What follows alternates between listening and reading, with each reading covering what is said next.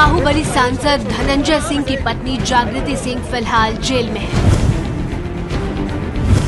लेकिन उसके पीछे से सामने आ रही हैं ऐसी कहानियां जो आपने किसी हॉरर फिल्म में ही देखी होंगी।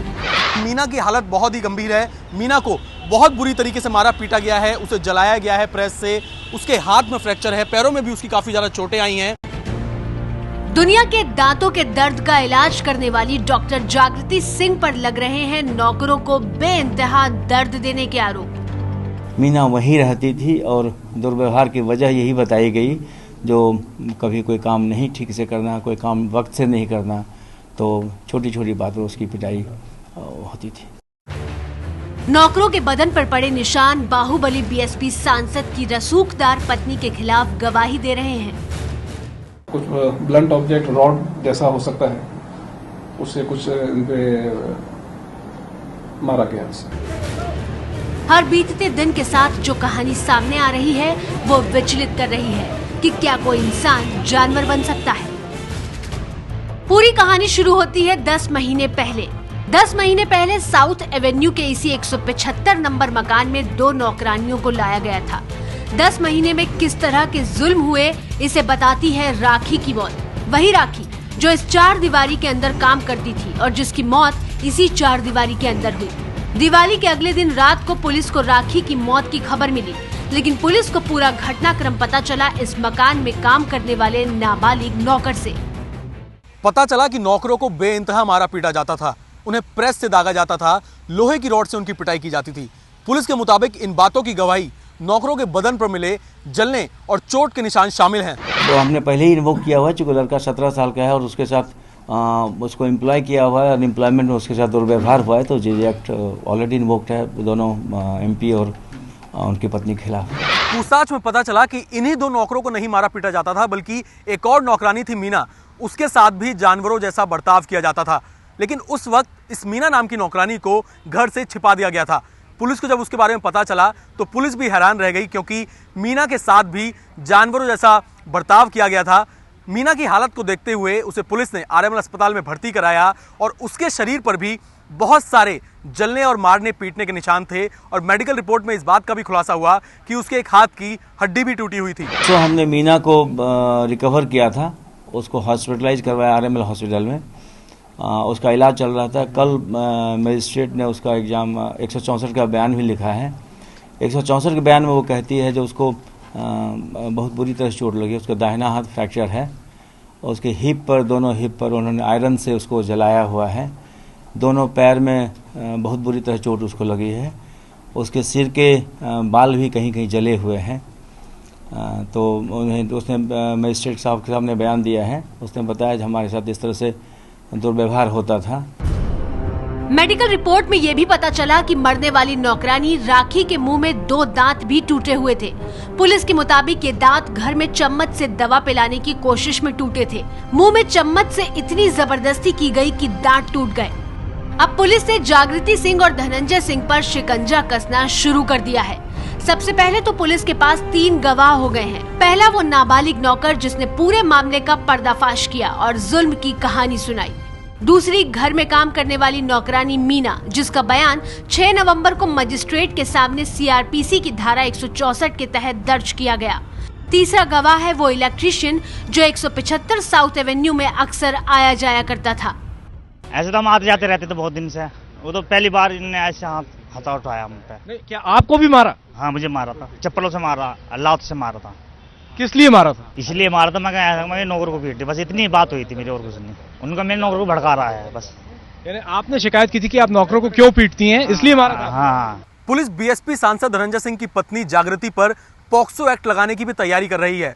पूछताछ में बाकी के नौकरों ने पुलिस को बताया कि जागृति ने अपने घर में 20 से ज्यादा सीसीटीवी कैमरे लगा रखे थे और एक कैमरा नौकरों के बाथरूम में भी लगा रखा था। पुलिस के मुताबिक नौकरों ने इस बात की भी जानकारी पुलिस को दी कि इन सीसीटीवी कैमरों की फुटेज जागृति अपने मोबाइल फोन में लाइव देखा करती थी। साथ ही साथ हैरान कर देने वाला खुलासा, मीना जो कि एक नौकरानी जिसे अस्पताल में भर्ती कराया गया है, उसने मजिस्ट्रेट के सामने ये बयान दिया कि उसने जागृति को नाबालिग नौकर को बाथरूम में नहाते हुए सीसीटीवी कैमरे में देखते हुए देखा है। उसने ये भी कहा है जब हमारे बाथरूम वगैरह भी कैमरे लगे हुए थे तो हम लोग उसको एक्सप्लोर करेंगे, चूँकि एक लड़का माइनर है, 17 साल का है, तो हम लोगों ने जो CCTV फुटेज है उसको FSL टीम को भेजा है चेक करवाने के लिए। अगर उस तरह का विजुअल आता है या और एविडेंस आता है तो हम लोग एक्सप्लोर कर सकते हैं पॉक्सो भी इन्वोक करने का। वहीं धनंजय के खिलाफ सबूत मिटाने के आरोप हैं। हाँ, मिस्टर धनंजय सिंह जब आए थे तो उन्होंने वो DVR या CCTV फुटेज वाला जो इक्विपमेंट है वो भी वहाँ से गायब की थी। साथ में मीना को भी वहाँ से कहीं, चूँकि मीना से ज़्यादा मीना को पता नहीं है कहाँ उसको ले गए थे, तो मीना को कहीं उन्होंने छुपाने की कोशिश की। हमने ये अपना सबमिशन किया कि भाई हमारा तो कुछ बनता ही नहीं है, क्योंकि 4 तारीख को हम शाम को यहाँ पहुँचे और कोई भी इंसिडेंट हुआ उसका हमें कुछ भी नहीं पता है। और हमने खुद ही पुलिस को जो CCTV की रिकॉर्डिंग्स हैं और DVR हैं वो उनको सौंपा। एंड मैं खुद ही, मतलब धनंजय सिंह खुद ही इन्फॉर्मेंट थे कि भाई इस तरीके का हादसा हुआ है, आप लोग इसको देखें। बताया जाता है कि नौकरों ने अपने साथ होते जानवरों जैसे सलूक की शिकायत धनंजय से भी की थी, जिसे उन्होंने टाल दिया।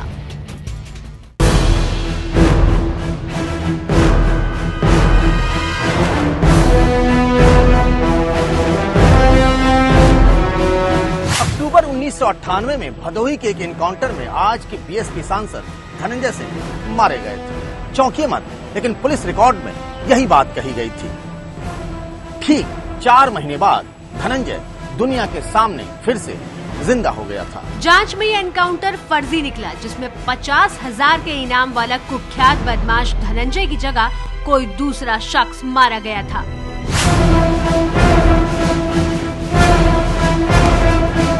कोलकाता टेलीग्राफ अखबार की खबर के मुताबिक पुलिस के रिकॉर्ड में धनंजय सिंह 1998 के आसपास हत्या और डकैती के 12 आरोपों के साथ नामी बदमाश हुआ करता था।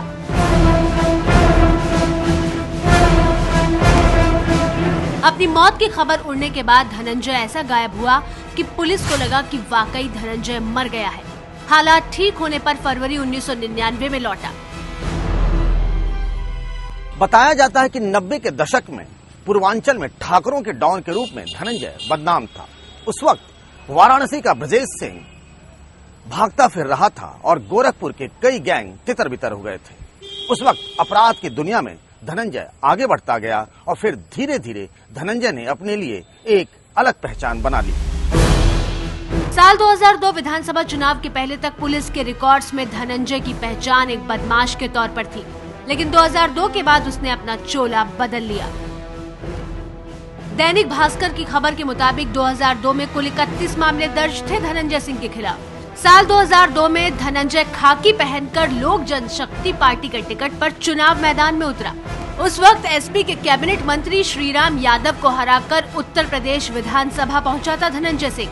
2002 में मायावती की सरकार बनी, लेकिन धनंजय सिंह ने मायावती के खिलाफ मोर्चा खोल दिया और नतीजा ये हुआ कि उन्हें कई महीने जेल में रहना पड़ा। लेकिन इससे उनकी राजनीति पर कोई फर्क नहीं पड़ा। धनंजय का उत्तर प्रदेश की राजनीति में कद बढ़ता गया और उनके खिलाफ दर्ज मामलों में कमी आने लगी। 2007 में JDU के टिकट पर चुनाव लड़ा, विधानसभा चुनाव जीता और 2008 में BSP में शामिल होकर 2009 में जौनपुर सीट जीती। 2009 में उनके खिलाफ खड़े जस्टिस पार्टी के उम्मीदवार बहादुर सोनकर की हत्या हो गई थी। सोनकर के परिवार ने उस वक्त धनंजय के खिलाफ उंगलियां उठाई थी। धनंजय के बढ़ते राजनीतिक रसूख के साथ साथ उनके खिलाफ मामले कम होते गए, लेकिन विवादों ने कभी पीछा नहीं छोड़ा। साल 2011 की तस्वीरें याद ही होंगी आपको। इस दौरान उन्होंने मायावती के राज में अपनी हत्या की आशंका भी जताई थी। BSP से बागी होने के चलते धनंजय को सस्पेंड कर दिया गया था। यह अलग बात है कि कुछ दिनों के बाद उनकी BSP में वापसी भी हो गई। ये धनंजय ही हैं जो मायावती का विरोध करने के बाद भी BSP में नेता बने रहे।